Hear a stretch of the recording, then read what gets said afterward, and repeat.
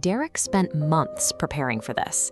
He studied consumer reports, found the manufacturer's exact invoice price, and spent over an hour in a back-and-forth negotiation. He eventually shook hands at $29,950, exactly $50 above the dealership's invoice. The salesman even claimed they were losing money on the deal.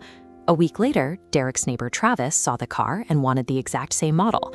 He went to the same dealership and walked out paying $2,400 more than Derek did for the identical vehicle. Travis assumed he got a fair price, and Derek felt he had beaten the system. In reality, the dealership made over $3,000 on Derek's at-cost transaction, and he never saw a single dollar of it. Derek only saw the $50 markup on the surface. Financial analysis reveals this is just the first of 14 distinct profit layers built into the structure of a modern car sale. The grueling negotiation on the sales floor acts as a psychological decoy. By making every dollar feel like a battle, the dealership exhausts the buyer's defensive energy, ensuring they drop their guard before the most profitable part of the transaction begins. The manufacturer's invoice is a public-facing baseline that rarely represents the dealership's true cost. It masks a series of private financial arrangements that ensure money flows from the manufacturer back to the dealer long after the customer leaves. The hidden dealer holdback is a back-end payment of 2 to 3%. On Derek's car, it generated $645, dwarfing his $50 markup. Additionally, volume-based stair-step bonuses trigger retroactive payouts for every car sold when quotas are met. To further lower costs, manufacturers provide floor plan assistance, which helps cover the interest the dealership pays on the loans used to keep cars on the lot. These combined subsidies allow a dealership to maintain a profitable business, even when selling a car at a loss on paper. The scale of this system is visible in the mandatory SEC filings of publicly traded dealership networks like AutoNation and Penske. Because they have public investors, their financial statements must show exactly where their revenue originates.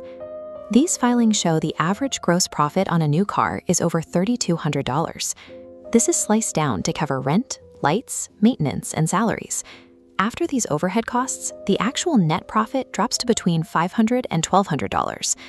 For the dealership, this modest net profit from the car sale itself is only the beginning. The most aggressive extraction of profit occurs in the next room. Derek is led into a small office to finalize the paperwork. He believes the negotiation is already over, but he is actually entering the most profitable room in the entire dealership. The person behind the desk is the finance manager. They are the highest earning salesperson in the building, specifically trained to maximize the profit of every signature. According to those same corporate financial statements, this office generates between $2,000 and $2,800 in additional profit per vehicle. One major tool is the loan reserve. When a lender approves a 4% interest rate, the dealership might charge 5%. That 1% markup is pure dealer profit. Over a typical 60-month loan, that hidden markup costs the buyer an extra $800. The manager also presents extended warranties. While the brochures focus on coverage, the high profit margins, often up to $1,000, are driven by the many components and conditions that are excluded from the plan. They may also suggest gap insurance, a high-margin product that plays on the buyer's fear of totaling a new vehicle before the loan balance is paid down. These tactics are successful because the buyer has already spent their energy fighting over the invoice price on the sales floor. They walk into the finance office with their guard down, precisely when the largest profit margins are being applied.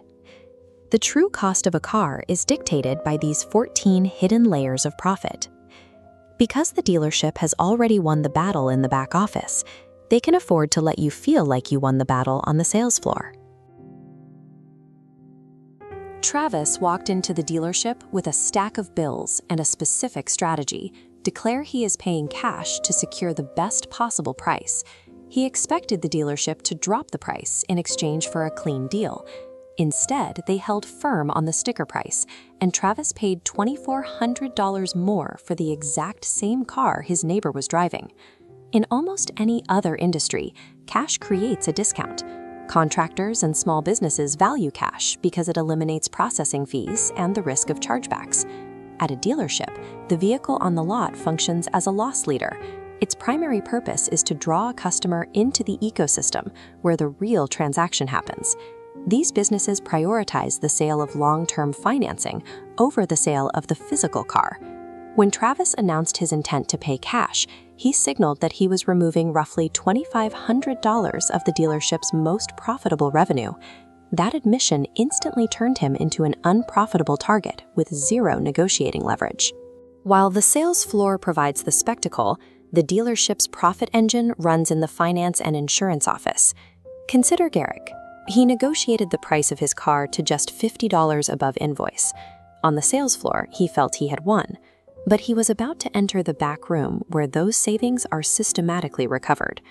Protection add-ons start the process. Gap insurance margins are $250 to $400. Paint sealants add hundreds more. Next is paperwork. Documentation fees generate $400 to $650, and registration markups add $40 to $90. Combined, these back-end items generate $2,700 to $2,900 in profit per car. Derek's $50 above invoice price was an illusion. The dealership accepted a lower margin on the car because they knew the back-end machine would recoup it in the finance office. Because F&I profit is so vital, the entire buying process is designed to identify cash buyers as early as possible. This starts at the front desk with a simple intake clipboard. It asks if you plan to finance or pay cash. This isn't just a formality. It categorizes your potential profitability before you even meet a salesperson. Later in the process, they will ask to check your credit. This often serves as a procedural check to confirm you still intend to take out a loan rather than an actual verification of your creditworthiness. Before you even see the finance manager, a salesperson will likely have your loan application pre-filled, ensuring you remain committed to the financing path. Revealing your payment method early changes the math on the sticker price. Every step you take toward the finance office without committing to a loan reduces your leverage over the final cost of the car. Beating this system requires you to adopt the profile of the dealership's ideal customer. Walk in as a financing buyer and ask about the loan origination fee. This signals that you are a serious loan customer, while verifying there are no upfront costs to creating the debt. Use your status as a high-profit financing customer to apply maximum pressure on the sticker price. The salesperson will be more flexible, expecting to earn that margin back in the finance office. Once you are in the finance office, negotiate the F&I products just as hard. You know the margins on the warranties and gap insurance. Refuse the items you don't need and lower the price of the ones you do. Review the contract line by line to ensure there is no prepayment penalty. This is the requirement that allows the entire strategy to work. Sign the loan, take the car home, and pay off the balance within the first week.